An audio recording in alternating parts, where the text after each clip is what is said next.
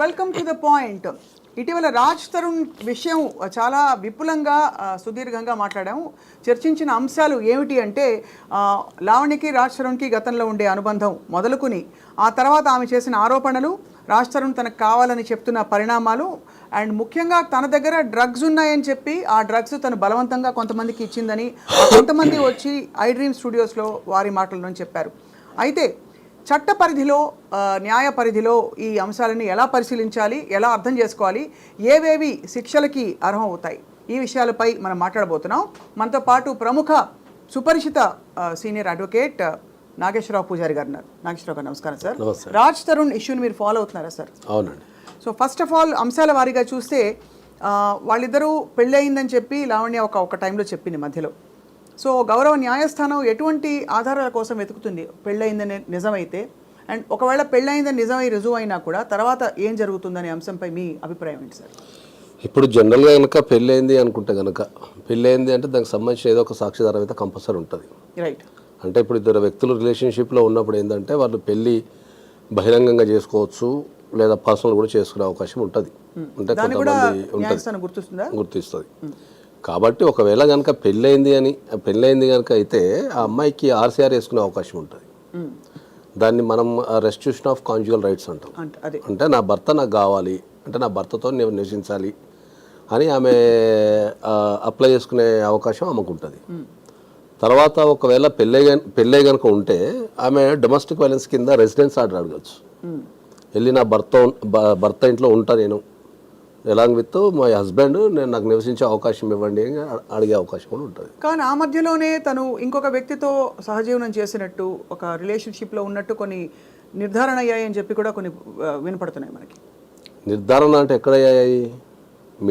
మీడియాలో వినిపించేవన్నీ మనకు. మస్తాన్ సాయి అనే వ్యక్తి ఎవరైతే రెండు పద్ధతులు ఉంటాయి మనకి ఎప్పుడైనా కూడా.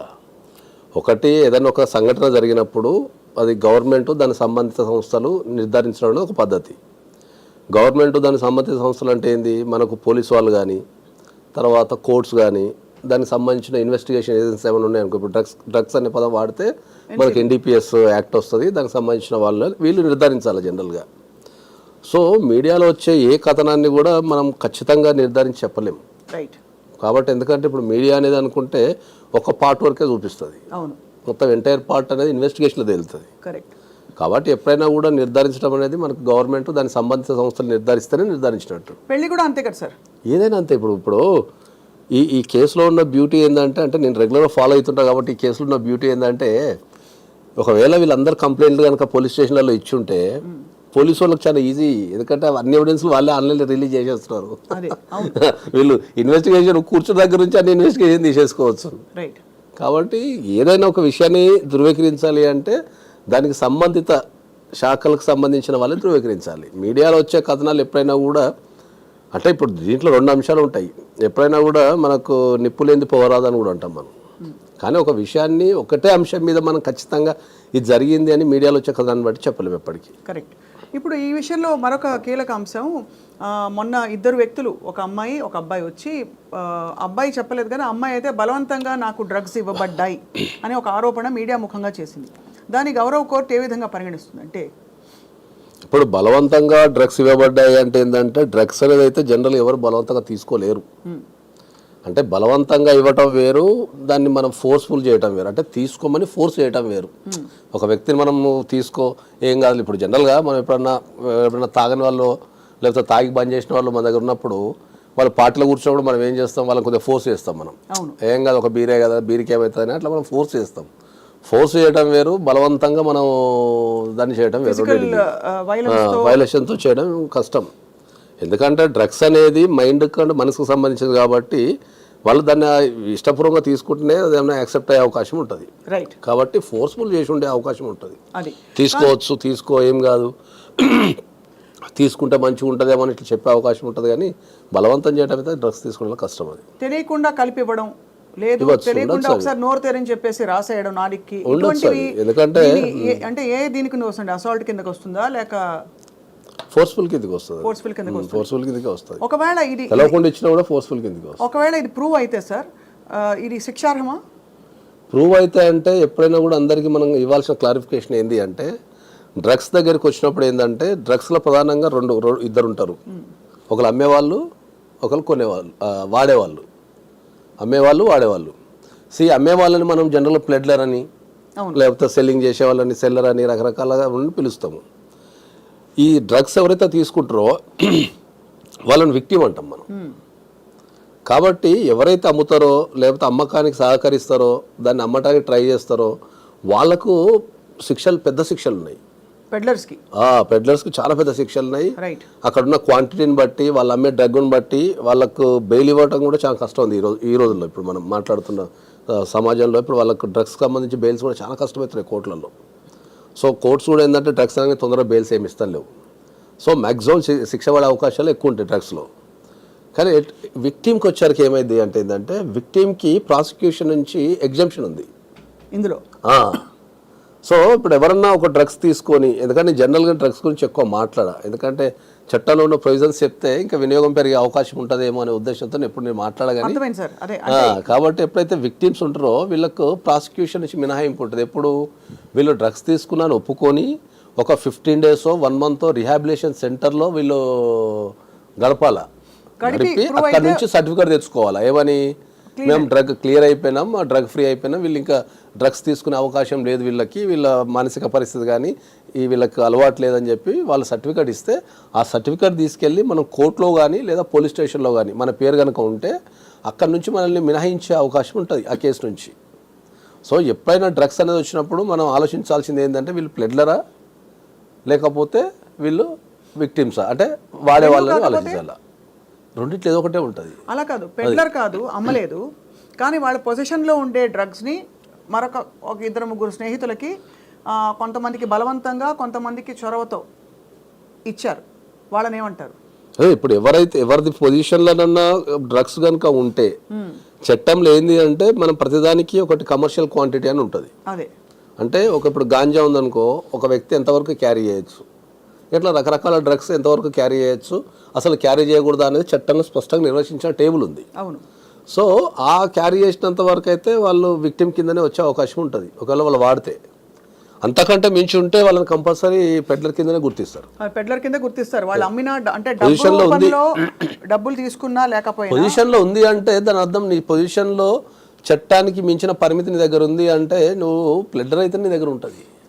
ఇప్పుడు ఈ అంశం మాట్లాడుతూ మొన్న లావణ్య గారు కూడా ఏమన్నారంటే దట్ ప్రీతి ఎవరైతే ఆరోపణ చేస్తున్నారో ఇలాగ తనకి బలవంతంగా డ్రగ్స్ ఇచ్చారు, చాలా కాలం పాటు డ్రగ్స్ ఇచ్చారు, తను రిహాబిలిటేషన్ సెంటర్కి వెళ్ళి నయం అయ్యి అందులో డిఎడిక్ట్ అయ్యి బయటకు వచ్చి సర్టిఫికేట్తో పాటు షీఈస్ అవుట్ రైట్ నౌ.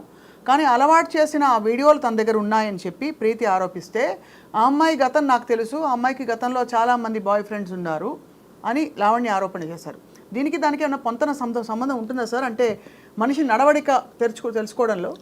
అదే ఇప్పుడు మనం ఏం చెప్తామంటే ఏంటంటే జనరల్గా ఏమవుతుందంటే మనం ప్రపంచంలో ప్రతిదానికి ఒక చట్టం ఉంది, దానికి కొన్ని రూల్స్ పర్మిట్స్ ఉన్నాయి. ఇప్పుడు ఒక అమ్మాయి కనుక ఇప్పుడు నేను ఎవరికైనా బలవంతంగా పనిచేసిన అనుకో, ఆ పరిస్థితికి వాళ్ళు లొంగిపోయినా, సపోజ్ తప్పించుకోవడానికి వీలు లేదు లేకపోతే ఒక చేయాల్సి వచ్చిన లొంగిపోయినా దాని తర్వాత వాళ్ళు కంపల్సరీ రిలీజ్ కావాల్సిందే. ఎందుకంటే అది నిజంగా బలవంతం చేసినా లేకపోతే స్వతంత్రంగా తీసుకున్నా అని. అట్లా బలవంతం చేసినప్పుడు వాళ్ళు ఎనీ ఫోరం, ఇప్పుడు అంతా ఆన్లైన్ కంప్లైంట్సే కదా. ఇప్పుడు ఇంకా కొత్త చట్టంలో అయితే ఇంటికాడ కూర్చొని మనం ఆన్లైన్ కంప్లైంట్ చేయొచ్చు. అవును. ఒకవేళ అమ్మాయి దగ్గర డ్రగ్స్ పొజిషన్ ఉంది లేకపోతే అమ్మాయి అలవాటు చేస్తున్నప్పుడు you can go to the any forum, any police station, walk in to the police station, give a complaint. So అది ఇవ్వలేదు కనుక దాన్ని ఎలా అన్వయించుకుంటారు మరి? ఇక వన్ ఆఫ్ ద అంతే కదా. అంటే బట్ ఇక్కడ అంటే నీకు అవసరం వచ్చినప్పుడు ఏంటంటే ఇప్పుడు ఒక నేరం చట్టంలో చాలా స్పష్టంగా చెప్పబడుతుంది. ఒక నేరం చేసినోనికి ఎంత శిక్ష పడుతుందో ఆ నేరం జరుగుతుందనో జరిగిందనో చెప్పని వాళ్ళకు కూడా అంతే శిక్ష ఉంటుంది.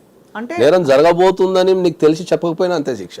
కానీ అది బెదిరింపుకి లోనయ్యి ఆ బెదిరింపు వల్ల నేను బయట చెప్పలేదు, మా వ్యక్తిగత జీవితాలని ఎక్కడ బయట పెడతారని ఆ బెదిరిస్తూ మా ఫోన్లు లాక్కుని ఇలా చేశారనే ఆరోపణని దాన్ని ఎంతవరకు తావిస్తుంది? ప్రాక్టికాలిటీ ఆలోచించండి. ఈ రోజులలో ఫోన్లు లాక్కోవడం అనేది, బెదిరించడం అనేది ఒక వ్యక్తిని మనం బంధించగలుగుతామా? ఇప్పుడు నా ఫోన్ ఉంది అనుకుందాం, ఇప్పుడు నన్ను బెదిరించారు, మీరు బెదిరిస్తే నేను ఇక్కడ నుంచి ఒక 100కి కాల్ చేయలేనా? లేకపోతే ఒక వాట్సాప్కి నేను ఒక మెసేజ్ పెట్టలేనా? ఇప్పుడున్న డిపార్ట్మెంట్లు, మ్యాక్సిమం డిపార్ట్మెంట్లు ఇంక్లూడింగ్ ఏసీబీ అనుకోండి, నార్కోటిక్స్ అనుకోండి, తర్వాత పోలీస్ వ్యవస్థ కానీ ప్రతి పోలీస్ స్టేషన్కి వాట్సాప్ ఉంది, షీ టీమ్స్కి వాట్సాప్ ఉంది. అవును. ఒకవేళ ఇవ్వాలనుకుంటే కంప్లైంట్ ఎక్కడి నుంచి అని ఇవ్వచ్చు నువ్వు. సో అయితే మరి ఇందులో డ్రగ్స్ పొజిషన్లో ఉన్న వాళ్ళు శిక్షార్హులు. డెఫినెట్లీ పోలీసు వాళ్ళు కనుక ఫైండ్ అవుట్ చేస్తే డెఫినెట్లీ పోలీసు వాళ్ళు ఫైండ్ అవుట్ చేస్తే గతంలో ఒక మోతాదు దొరికింది కాబట్టే ఆ ఫలానా సదరు వ్యక్తి లావణ్య అనే అమ్మాయి కొంత రిమాండ్లో ఉన్నారు కొంతకాలం పాటు, 45 days. ఒకవేళ ప్లెడ్లర్ కింద దొరుకుంటూ ఉండొచ్చు అంతే. అంటే ఆ కేసుకు సంబంధించి అయితే నాకు ఐడియా లేదు. దాని వరకు అయితే జైలుకి వెళ్ళిందని అవగాహన అయితే ఉంది నాకు, అంతేగాని ఎన్ని రోజులు వెళ్ళింది అక్కడ ఆ కేసు, ఏం డ్రగ్స్ పట్టుబడ్డాయి, లేకపోతే ఎందుకు 45 days ఉండాల్సిందో అయితే నాకు ఐడియా లేదు. కాకపోతే అక్కడ ఒకవేళ ప్లెడ్డర్ కానీ వాళ్ళకి సహాయకులు కానీ ఉంటే కొద్దిగా ఎక్కువ రోజులు పెట్టే అవకాశం ఉంటుంది. గౌరవ న్యాయస్థానాలు ఎప్పుడూ కూడా సమాజ పరిరక్షణ అలాగే దేశ భద్రత గురించి ప్రాథమికంగా ఒక మౌలికంగా ఆలోచిస్తుంది కాబట్టి ఈ మొత్తం వ్యవహారం నాగేశ్వరరావు గారు మీరు చూస్తూ వచ్చారు. ఎక్కడెక్కడ పొరపాట్లు జరిగాయంటారు? అంటే తెలుసో తెలియక కొంత అందరూ ఇన్వాల్వ్ అయిపోయి ఒక పాయింట్ అయ్యాక వాళ్ళు తప్పుకుని ఇది ఇలా అవుతుందంటారా, లేక బలవంతంగా నిజంగానే అందరినీ ఇన్వాల్వ్ చేయబడి ఈ విధమైన, అంటే ఎందుకంటే చిక్కుముళ్ళు చాలా ఉన్నాయి. ఫలానా వ్యక్తికి ఏదో రిలేషన్షిప్ ఉందని, ఆ రిలేషన్షిప్ ఉండబట్టి ఎక్కడో రేప్ కేసు అటెంప్ట్ కూడా ఉందని చెప్పి ఆ కేసు పెట్టడం లావణ్య, మస్తాన్ సాయి అనే వ్యక్తి, ఇవన్నీ ఇన్వాల్వ్ అయిపోయాయి చిక్కుముళ్ళు. ఇందులో ఈ కేసు ఆత్మ ఏమిటి మీ దృష్టిలో sir? What is the most important thing ఇందులో? ఇప్పుడు దీంట్లో మీరు అడిగింది ఏంటి అంటే, ఇప్పుడు ఒక్కొక్క ఈ సమస్యని మనం చాలా కోణాల నుంచి చూడాల్సి వస్తుంది. అవును. ఒక అడ్వకేట్ కింద చూస్తే ఒక రకంగా అనిపిస్తుంది, కరెక్ట్. సామాజిక పరంగా చూస్తే ఇంకో రకంగా అనిపిస్తుంది, చట్టపరంగా చూస్తే ఇంకో రకంగా ఉన్నది, అవును, మీడియా పరంగా చూస్తే ఇంకో రకంగా ఉన్నది. అవును. దీన్ని ఏ కోణాల నుంచి మనం విశ్లేషించాలి దీన్ని ప్రధానంగా? ఇప్పుడు ఒక అడ్వకేట్ పరంగా నేను చూసినా అనుకుందాం, టెక్నికల్గానే చూస్తారు, లీగల్గా ఏంటి అడ్వకేట్ పరంగా కనుక చూస్తే ఏంటంటే, ఇప్పుడు ఇదైతే జరుగుతున్న ఏదైతే ఇష్యూ ఉందో అది మ్యాక్సిమం మార్కెట్లో అందరి జీవితాలలో ఉంది. ఒక యూత్లో ఉన్న ఒక 20-30% కేసెస్ మా దగ్గర నా టేబుల్ పైన రోజు 2-3 ఉంటాయి. ఏం కేసులు? ఈ పెళ్లి చేసుకుంటా అని చెప్పి, పెళ్లి చేసుకోకపోవడం, మోసం చేసిండని చెప్పేసి ఈ కేసులు పెట్టడం, వీళ్ళు వాళ్ళ మీద పెట్టడం, వాళ్ళు వీళ్ళ మీద పెట్టడం, దొంగతనాల కేసులు పెట్టడం, ఇరికించడం లాంటి కేసులు, ఈ రిలేషన్షిప్స్కి సంబంధించిన కేసులు చాలా ఉన్నాయి. ఈ కేసు ఎందుకు పాపులర్ అయింది అంటే ఏంటంటే, వాళ్ళు కొద్దిగా రాస్తారు నిజ సెలబ్రిటీ కాబట్టి జనాలు కొద్దిగా ఆసక్తి ఉంటుంది కాబట్టి మనం ఈ కేసు పాపులర్ అయింది. అవును. ఇట్లాంటి కేసులు రాష్ట్ర వ్యాప్తంగా ప్రతి పోలీస్ స్టేషన్లో ఉన్నాయి. ఇంతకంటే ఘోరమైనవి వీడియోలు దొరికినవి ఉన్నాయి, ఇంకా అన్నీ ఉన్నాయి. కాకపోతే ప్రధానంగా ఏంటంటే ఈ కేసు అనేది కొద్దిగా పాపులర్ కేసు కాబట్టి ఇంకా అది పాపులర్ అయిపోయింది. అవును. అది సమాజ పరంగా చూస్తే దీనికి ఇప్పుడు అడ్వకేట్ పరంగా నేను చెప్పాల్సుకున్నది. సమాజ పరంగా చూస్తే ఏమవుతున్నది అంటే, సమాజ పరంగా చూసినప్పుడు ఏంటంటే, ఇద్దరు పెళ్లి కాని వ్యక్తులు 2 కుటుంబాలకు తెలిసి, ఇద్దరు పెళ్లి కాని వ్యక్తులు 2 కుటుంబాలకు తెలిసి ఒక ఇంటి కింద నివసించడం అనేది ఎంతవరకు భావ్యం అనేది ఒక క్వశ్చన్. ఎందుకంటే ఇప్పుడు బీయింగ్ ఏ నేను కూడా ఒక ప్రేక్షకుడే కదా. అవును. సో ఇప్పుడు పెళ్ళైందా పెళ్లి కాలేదు ఒక కాన్ఫ్లిక్ట్ నాకు. అవును, కరెక్టే కదా. ఓకే, ఇప్పుడు పెళ్లి కాలేదు అనుకో, మరి ఈ 2 కుటుంబాలు ఎట్లా యాక్సెప్ట్ చేసినాయి అనేది ఒక పాయింట్ నాకు. సమాజ పరంగా నేను అడ్వకేట్ని కాదు, ఒక సమాజ పరంగా నేను ఒక వ్యక్తిని అనుకుంటే నాకు ఒక కాన్ఫ్లిక్ట్ ఏముంటుంది? అరే వీళ్ళ కుటుంబం తెలుసు అంటున్నారు, వాళ్ళ కుటుంబం తెలుసు అంటున్నారు, మరి వీళ్ళిద్దరు ఒక 11 years రిలేషన్షిప్లో ఉన్నప్పుడు ఈ 2 కుటుంబాలు ఏం చేసినాయి అంటే, సమాజంలో ఇప్పుడు ఈ ఇష్యూ ద్వారా ఏంది అంటే, మీరు సమాజంలో ఒక ఇద్దరు వ్యక్తులు పెళ్లి కాకుండా నివసించవచ్చు అనేది మీరు మెసేజ్ పంపిస్తున్నారా? అది వ్యాలిడా ఇన్వాలిడా అనేది చట్టపరిధిలో ఏముంది అంటే ఈ విషయంపై? చట్టపరిధిలో మనకు భారతదేశానికి ఉన్న బ్యూటీ ఏంటంటే, చట్టం కంటే ఎక్కువ మన మోరల్కి వాల్యూ ఇస్తాం. మోరల్ వాల్యూస్కి ఎక్కువ వాల్యూస్ మన దగ్గర భారతదేశానికి, ప్రపంచంలో అన్ని దేశాలకు భారతదేశానికి ఉన్న తేడా ఏంటంటే, ప్రపంచంలో అందరూ చట్టానికి వాల్యూ ఇస్తారు, మనం చట్టం కంటే ఎక్కువ మోరల్కి వాల్యూ ఇస్తాం. మోరల్కి, సమాజము పరిధులు వాటి కొన్ని ఉంటాయి. ఇప్పుడు చట్టపరంగా ఇప్పుడు మనం చట్టమే తీసుకుందాం అనుకుందాం, ఒక పెళ్లి కాని వ్యక్తి, ఇద్దరు పెళ్లి కాని ఒక అబ్బాయి ఒక అమ్మాయిని ఒక ఇంటికి రెంట్ ఇవ్వగలుగుతారు ఎవరన్నా? ఒక ఇంట్లో రెంట్ ఇవ్వగలుగుతారా? అంటే చాలా ఈ మధ్య ఇవ్వట్లేదు. అసలు ఒకళ్ళు వ్యక్తి వచ్చి వస్తూ పోతూ ఉండే ప్లేసెస్ మీద చేసుకుంటున్నారు. అంటే నిజమే, అంటే నిజంగా చూస్తే కలిసి ఎవరు తీసుకోవట్లేదు రెంట్కి. కలిసి తీసుకోవడం లేదు, మనం చట్టము మొరల్ మాట్లాడుతున్నాం. చట్టము మొరల్ మాట్లాడేటప్పుడు ఇద్దరు పెళ్లి కాని వ్యక్తులు పోయి రెంట్కు తీసుకునే అవకాశం ఉందా? లేదు. ఇస్తున్నారా? మరి చట్ట ప్రకారం ఇవ్వాలి కదా, ఇవ్వాలి. ఇప్పుడు చాలా హోటల్స్లో కపుల్స్కి మాత్రమే రూమ్స్ ఇస్తారు. అన్మ్యారీడ్ వాళ్ళకి ఇప్పటికి కూడా ఇండియాలో కూడా చాలా చోట్ల బోర్డు పెట్టి ఉంటుంది, unmarried couples are not allowed అని చెప్పేసి. మరి అకార్డింగ్ టు ద లా అయితే మరి వెళ్ళాలి కదా మరి. కాబట్టి ఏంటంటే మనకు మోరల్కి వాల్యూ ఇస్తాం కాబట్టి చట్టంలో మేజర్ అయిన ఇద్దరు వ్యక్తులు కలిసి ఉండే అవకాశం ఉంది. ఎందుకంటే లివ్ ఇన్ రిలేషన్షిప్ అనేది కోర్టులు కూడా గుర్తించినాయి. గుర్తించిందా సార్? గుర్తించినాయి. లివ్ ఇన్ రిలేషన్షిప్స్ కోర్టులు గుర్తించినాయి. మన సాంప్రదాయం కాకున్నా కూడా ఇద్దరు వ్యక్తులు, మేజర్ అయిన ఇద్దరు వ్యక్తులు కలిసి ఉండే అవకాశం ఉంది అని చెప్పి గుర్తించినాయి. సో లివ్ ఇన్ రిలేషన్షిప్ కోర్టులు గుర్తించిన సామాజిక పరంగా మోరల్గా అది తప్పే అని అంటాం మనం. రైట్. ఎవరు కూడా ఒప్పుకోరు కదా. ఒక అమ్మాయి కానీ ఒక అబ్బాయి కానీ ఇప్పుడు నేనే ఉన్నా నా కొడుకు పోయి ఇంకో అమ్మాయిని పెళ్లి కాకుండా నేను కాపురం చేస్తా అంటే ఎవరు ఒప్పుకోరు కదా. మోరల్గా ఒప్పుకోరు. చట్టపరంగా మనం ఏం చేయలేం దాంట్లో. కాబట్టి మనం మోరల్గా వాల్యూ ఇస్తాం. కాబట్టి సామాజిక పరంగా ఏంది దాని ఇష్యూ అనేది ఒకటి చూడాలి మనం. ఎన్నేళ్ల సహజీవనం ఉంటే ఇది దాదాపు పెళ్లి దాకా వెళ్ళిన విషయం కాబట్టి వీళ్ళకి ఈ హక్కులు వస్తాయి, వాళ్ళకి ఆ హక్కులు వస్తాయి అని మనకు అర్థమవుతుంది సార్. జనరల్గా సహజీవనంలో 2 సంవత్సరాలు కంటిన్యూస్ లివింగ్ ఉంటే వాళ్ళిద్దరిని భార్యాభర్తల కింద పరిగణించే అవకాశం కోర్టుకుంటుంది. సో అక్కడ పెళ్ళైందా లేదా అనే ఫోటో ముఖ్యం కాదండి. అవసరం లేదు. ఒక ఇద్దరు వ్యక్తులు కంటిన్యూస్గా ఒక ఇంటి కింద 2 years ఉన్నాము, మేము భార్యాభర్తల కింద మేము పరిగణించబడినాము అనుకుంటే వాళ్ళని భార్యాభర్తల కింద మేము కలిసి జీవించినామని చెప్పి పెళ్లి చేసుకోకుండా కనుక ఉంటే వాళ్ళిద్దరిని అక్కడున్న సాక్ష్యాలను బట్టి వాళ్ళిద్దరిని భార్యాభర్తల కింద పరిగణించే అవకాశం కోర్టుకుంటుంది. రైట్. ఎప్పుడైతే భార్యాభర్తల కింద పరిగణిస్తారో అప్పుడు అన్ని రైట్స్ వచ్చేస్తాయి. ఓకే. ఇక్కడ ఇంకో క్వశ్చన్, అదే టైంలో భార్య ఇంకొక వ్యక్తితో కానీ భర్త ఇంకొక వ్యక్తితో కానీ ఎక్స్ట్రా మ్యారిటల్ అఫేర్ పెట్టుకుంటే, అంటే నేను అనేది live in relationship come marriage అని ఏదైతే అనుకుంటున్నామో దాని ఆ పరిధిలో జరిగితే అది చట్ట కోణంలో నేరమా, శిక్ష పడే నేరమా? అంటే ఇప్పుడు మనకు 2 అంశాలు ఉంటాయి దీంట్లో. మనం కొద్దిగా విపులంగా చెప్పాలంటే ఏంటంటే ఇప్పుడు పెళ్లి కాలేదు అనుకుందాము. పెళ్లి కాకుండా ఒక ఇద్దరు వ్యక్తులు లివ్ ఇన్ రిలేషన్షిప్లు ఉన్నారు. 2 years అయిపోయింది. 2 years అయిపోయింది. తర్వాత ఐదర్ ఆఫ్ ద పార్టీ ఇంకోలతో రిలేషన్షిప్లో వెళ్ళిపోయింది అనుకుందాము. వాళ్ళు క్రిమినల్ పరంగా ఏ రకమైన చర్యలు, క్రిమినల్ పరంగా కానీ సివిల్ పరంగా కానీ ఏ రకమైన చర్యలు తీసుకోనికి లేదు. అదే ఇద్దరు వ్యక్తులకు చట్టపరంగా పెళ్ళయింది, దాంట్లో ఎవరో ఒక పార్టీ అడల్టరీ మనం మెయింటైన్ చేస్తున్నారు అనుకున్నప్పుడు వాళ్ళు క్రిమినల్ కేసు లేదు ఇండియాలో, సివిల్ కేసెస్ ఉన్నాయి. సివిల్లో డైవర్స్ అడగటం కానీ కాంపెన్సేషన్ అడగటం కానీ సివిల్ రైట్స్ ఉన్నాయి. సివిల్ రైట్స్ ఉంటాయి. ఓకే. క్రిమినల్ రైట్స్ లేవు ఇండియాలో. క్రిమినల్ రైట్స్ అయితే కాదు, క్రైమ్ పోలీస్ స్టేషన్కి వెళ్ళి కంప్లైంట్ ఇచ్చుకునే అవకాశం. సో ఇక్కడ అర్జెంట్గా ఒకటి ఫోటోలు ఏం పెట్టి ప్రూవ్ చేయక్కర్లే పెళ్లి చేసుకున్నామని, ఎందుకంటే live in it self is equal to 2 years of living is equal to marriage. But at the same time, if either of the parties decided to move away and say I want another person on my life అని వాళ్ళు move away చేస్తే చట్ట పరిధిలో అది criminal crime కాదు. Civil rights ఉన్నాయి వాళ్ళకి. పెళ్లి అయితే సివిల్ రైట్స్ ఉన్నాయి. సో ఆ టైంలో వచ్చి నాకు ఫలానా మనిషి కావాలి అని పట్టుబడితే కోర్టు ఎలా అనుకుంటుంది? నాకు అతనే కావాలంటే, ఇప్పుడు లావణ్య నాకు రాజ్ తరుణ్ కావాలని పట్టుబడుతుంది. అవును, ఇప్పుడు లావణ్యకు రాజ్ తరుణ్ కావాలని పట్టుబడ్డప్పుడు ఏంటంటే దీంట్లో మళ్ళీ 2 అంశాలకు వస్తాం మనం. మ్యారేజ్ అయిందా, మ్యారేజ్ కాలేదా? కాలేదు. మ్యారేజ్ కాలేదు అనుకుందాం. 2 years అమ్మ కంటిన్యూస్ లివింగ్ చూపించేసి కోర్టులో కేసు వేసుకోవచ్చు. ఏమని హర్షేర్ వేసుకోవచ్చు, నేను కలిసి ఉంటా అని చెప్పి వేసుకోవచ్చు. అదే నడుస్తుంది కదా డొమెస్టిక్. అంటే ఇప్పుడు మనం కేసులో లేం కాబట్టి ఏం నడుస్తుందో మనకి ఎట్లా తెలుస్తుంది? ఇప్పుడు మీరైనా నేనైనా కూడా మనం మీడియాలో వచ్చే కథనాలను బట్టే మనం మాట్లాడుతున్నాం. అంతే. వాస్తవాలు ఏందనేది ఎవరికి తెలియదు. వాళ్ళు చెప్పినా వీళ్ళు చెప్పినా మనకు తెలియదు. వాళ్ళ రైట్స్ అంటే ఇలాంటి పరిస్థితులలో ఎవరికి ఏం రైట్స్ ఉంటాయనేది మనం మాట్లాడుతున్నాం. సో ఆ మాట్లాడే క్రమంలో ఏంటంటే ఒకవేళ కంటిన్యూస్ లివింగ్ కనుక 2 years ఉండి ఆమె చూపించగలిగితే ఆ లివ్ ఇన్ రిలేషన్షిప్ ఇంత లాంగ్ టర్మ్ రిలేషన్షిప్ కనుక కోర్టులో ప్రూవ్ చేసుకోగలిగితే ఆమెకు ఆల్ రైట్స్ వచ్చేస్తాయి. అంటే she can claim compensation. Yes, ఆమె లాస్ అయితే కాంపెన్సేషన్ వేసుకోవచ్చు. తర్వాత ఒకవేళ కంటిన్యూస్ లివింగ్ చూపిస్తే భర్త కింద క్లెయిమ్ చేసుకోవచ్చు. ఏం క్లెయిమ్ చేసుకోవచ్చు? భర్త నాకు కాపురాన్ని పాపని క్లెయిమ్ చేసుకోవచ్చు. అవసరమైతే ఎక్కడ ఉంటే అక్కడ నేను పోయి నివసిస్తాను మీరు డొమెస్టిక్ వైలెన్స్ కింద రెసిడెన్స్ ఆర్డర్ వేసుకోవచ్చు. కాంటాక్ట్ చేయకుండా ప్రొటెక్షన్ వేసుకోవచ్చు.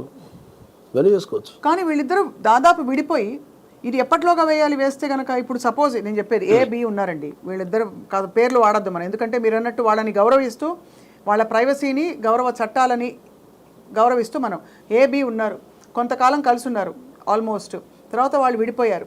ఆ విడిపోయిన కొంతకాలం తర్వాత ఒక 2-3 ఏళ్ల తర్వాత ఒకళ్ళు సడన్గా మేల్కొని నాకు అతనే కావాలి, అతను వేరే రిలేషన్షిప్ పెట్టుకుని వెళ్ళిపోయాడు అని అంటే ఇస్ దట్ వ్యాలిడ్? ఎందుకంటే 2-3 ఏళ్ళు ఊరుకుని లేదు గ్యాప్ వచ్చిన తర్వాత 2 years 3 years కలిసిన తర్వాత ఆ రిలేషన్షిప్ అనేది కంటిన్యూ అవుతుంటే మీకు వేసుకోవచ్చు. దాన్ని కంటిన్యూ కాలేదనుకోండి, మధ్యలో కంటిన్యూ కాకపోతే మళ్ళీ అది క్వశ్చనబుల్ అయిపోతుంది. అది నథింగ్ బట్ వైడ్ అయినట్టే ఉంటుంది అది. రైట్. అట్లా ఇప్పుడు ఒక 2-3 సంవత్సరాలు కలిసి ఉండి తర్వాత మళ్ళీ 2-3 సంవత్సరాలు కలిసి లేవనుకో మళ్ళీ fresh cause of action arouse అవుతుంది మీకు. అంతే. అంటే అదే, ఎందుకంటే కలిసి ఉండి ఒక ఇంటి కింద కలిసి ఉండి ఒక 2-3 years తర్వాత విడిపోయినా కూడా మళ్ళీ రెగ్యులర్ కాంటాక్ట్ లో ఉండాలి. అది రెగ్యులర్ కాంటాక్ట్ లో క్లెయిమ్ చేసుకోవచ్చు. రెగ్యులర్ కాంటాక్ట్ లో లేని పక్షంలో మళ్ళీ డిసాల్వ్ అయిపోయిన రిలేషన్షిప్ పరిగణించడానికి ఎక్కువ తావు ఉంటుంది ఎక్కువ. సో మొత్తానికి సార్ అంటే చాలా ఆందోళనకర విషయం ఏంటంటే సార్, ఇవన్నీ మనం ఇవాళ న్యూస్ రూమ్లో కూర్చుని ఈ లివింగ్ ఇన్ కావచ్చు, ఇది ఏదో పెద్దరికంగా ఎవరో ఏదో హితబోరు చేస్తున్నట్టు కాదు, కానీ సమాజ పరిధిలో ఇదివరకు లేని విషయాలు చాలా మాట్లాడుతున్నాం. ఇవాళ డ్రగ్స్ వాడకం సర్వసాధారణం, ఇంట్లో కూర్చుని ఏదో డ్రింక్ తాగినట్టు, కూల్ డ్రింక్ తాగినట్టు డ్రగ్స్ వాడేస్తున్నారు ఇంట్లో, పార్టీస్ అట్లా అయిపోయే కల్చర్. ఏంటి sir, what is the solution to this చెప్పండి నాగేశ్వరరావు గారు. సొల్యూషన్ ఉమ్మడి కుటుంబ వ్యవస్థ ఎప్పుడైతే చీలిపోయిందో ఇండియాలో సమస్యలు అన్నీ వచ్చేసినాయి కుటుంబాలకి, ఇంకా కుటుంబాలకు సమస్యలు అన్నీ వచ్చేసినాయి. ఇప్పుడు మోస్ట్ ఆఫ్ ద డ్రగ్స్ వినియోగం అనేది మనం మాట్లాడదలుచుకుంటే ఎవరైతే యూత్ ఉపయోగిస్తున్నారో వాళ్ళ మీద ఖచ్చితమైన నిఘా లేకపోవడమే. నిఘా ఎందుకు లేదు అంటే ఏంటంటే తల్లిదండ్రులు వాళ్ళ లైఫ్లో బిజీ ఉండటం ద్వారా ఏంటంటే వాళ్ళు గుడ్డే నమ్మేస్తున్నారు. ఇప్పుడు మమ్మీ ఒక పార్టీకి వెళ్ళొస్తా అంటే వెళ్ళిపోమంటున్నారు, కానీ ఆ పార్టీలో ఏం జరుగుతుంది, ఆ పార్టీ ఎక్కడ జరుగుతుంది, ఎవరెవరు ఫ్రెండ్స్ ఉన్నారు అని ఆలోచించేంత టైం ఎవరికి లేదు. ఇంతకుముందు ఏంటంటే మంది ఉమ్మడి కుటుంబం కాబట్టి అన్ని ఏజ్ల వాళ్ళు ఉంటుండే, తల్లిదండ్రులు బిజీ ఉన్నా వాళ్ళ తల్లిదండ్రులు ఎవరైతే తాతమ్మో నాయనమ్మో ఇంటికి వాళ్ళు కూర్చొని అందరు ఎటు పోతున్నారు, ఏం చేస్తున్నారు, ప్రవర్తన ఎట్లుండదని చూస్తుండే.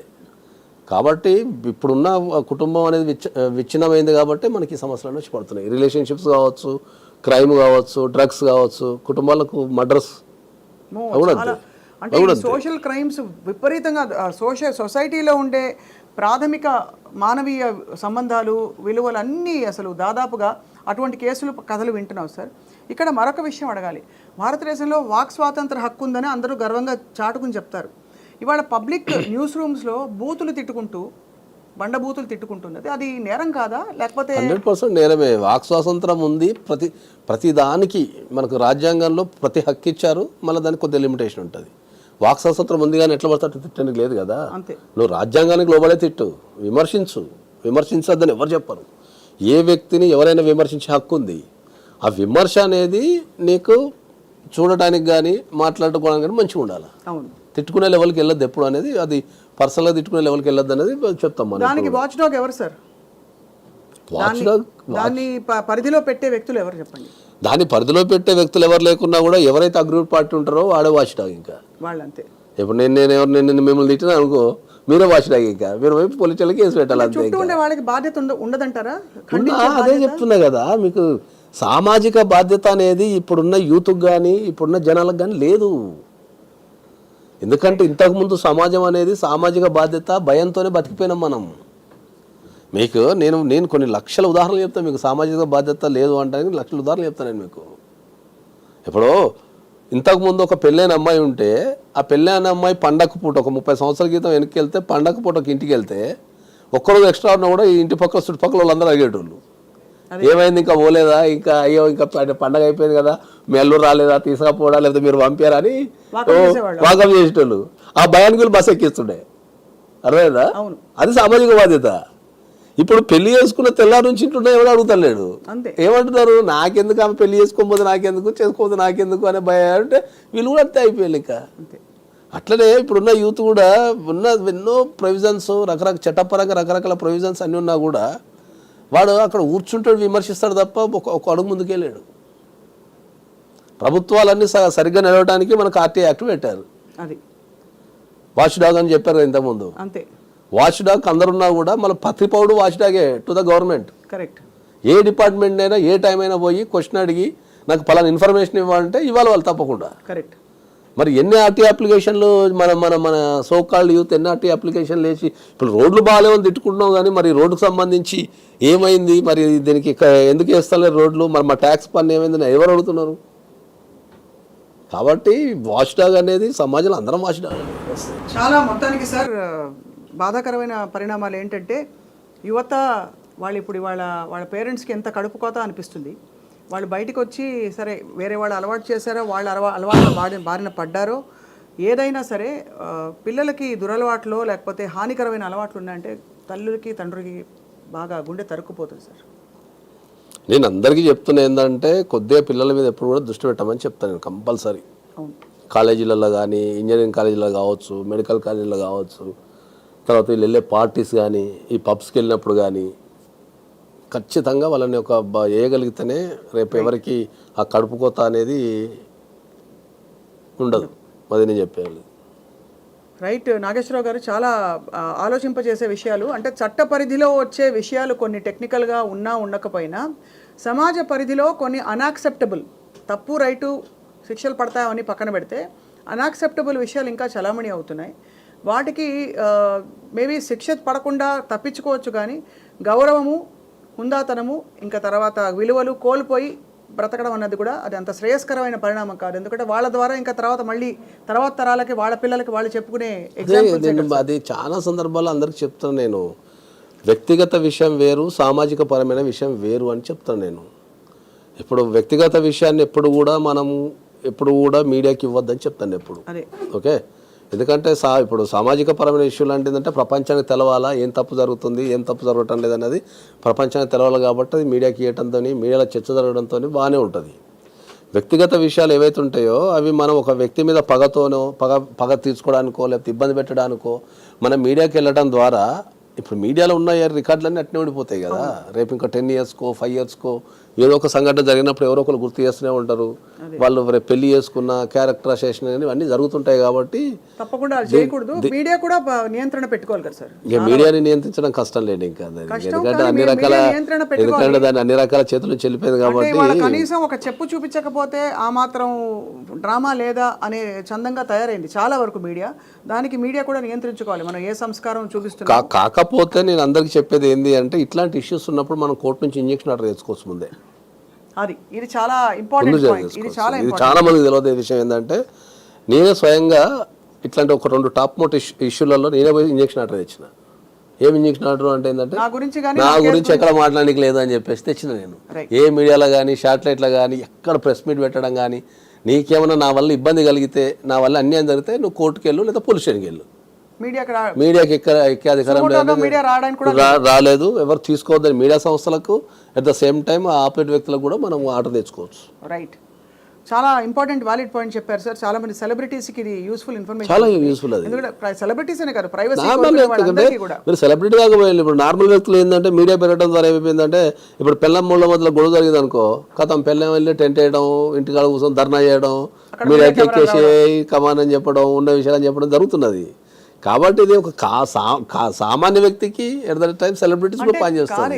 కోర్టులలో జరిగే డిలేస్ వల్ల సత్వర న్యాయం కావాలి, అటెన్షన్ రావాలి ఈ కేసు, కానీ చాలా మంది స్వచ్ఛందంగా వెళ్ళి అందుకే వాళ్ళు అలా చేసుకుంటున్నారు. కోర్టులలో డిలే ఉన్నమాట వాస్తవం, కానీ ఇప్పుడు అంతా డిలే లేదు, ఒకప్పుడు ఉన్నంత డిలే లేదు. అక్కడ కూడా టెక్నాలజీ పెరిగింది, అక్కడ కూడా స్పీడప్ చేస్తున్నారు, అక్కడ కూడా టార్గెట్స్ అవి ఇవి అన్నీ ఉన్నాయి. సో జనాలు అనుకున్నంత పెద్ద డిలే ఏం లేదు కోర్టులలో. కాకపోతే ఇంత టైం కూడా ఆగే ఓపిక ఎవరికి లేదు. రైట్, నాగేశ్వరరావు పూజారి గారు, ధన్యవాదాలు సార్. మీరు expert on so many issues, especially marriage and డివోర్స్కి సంబంధించిన ఇష్యూస్లో ఇవాళ చాలా కొత్త కోణం చూపించారు ఇవాళ ఈ జరుగుతున్న ఈ డెవలప్మెంట్స్లో. థ్యాంక్ యూ వెరీ మచ్, ధన్యవాదాలు. And thank you all for watching to the point.